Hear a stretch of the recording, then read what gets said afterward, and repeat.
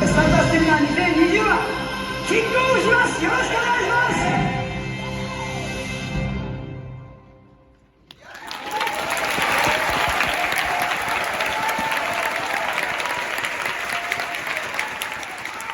いいね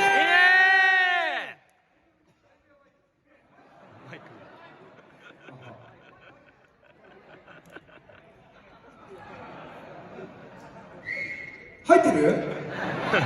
じゃあもう一発いくよ。やってみました。せーの。いいねそう思ったらそう本当すげえな、最初からちゃんと揃ってるの。今日でスタートダッシュセミナー最終10回以上目になります。よろしくお願いします。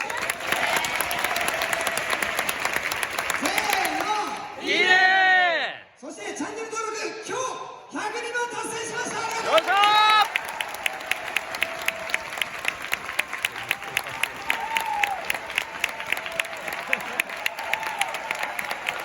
せーの。いいね7年前です。 YouTube を初めてアップロードしたのは。その時再生回数は24時間の3回でした。そしてその3回中2回は僕とヒロキングの2人が再生した回数でも、僕たちはその時にこれはいける、必ず未来は変わる、たった1回だったけど自分たち以外の人が見てくれた、そう思って YouTube を7年間続けてきました。そして1法人、2カモチューバー、一つの会社に一人だけカモチューバーだときっと浮いて辛い。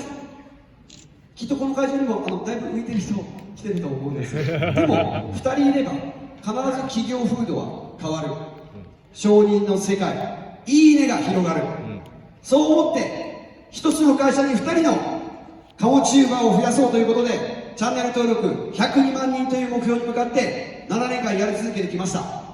そして今日このスタートダッシュセミナー2020最後の東京会場の日の朝、102万人を達成する奇跡、その日にこの会場で一緒にセミナーを受けられるこの喜びに拍手をお願いします。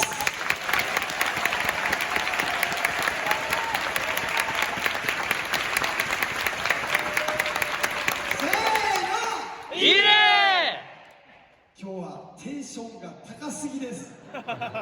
最高のセミナーにしようと思っています。夢は叶う。僕はずっとこのことを自分の体験を持って伝えていこうと思って、特にこの講演家になってからの9年間意識し続けました。でも世の中には夢は叶わないと思ってる人もいます。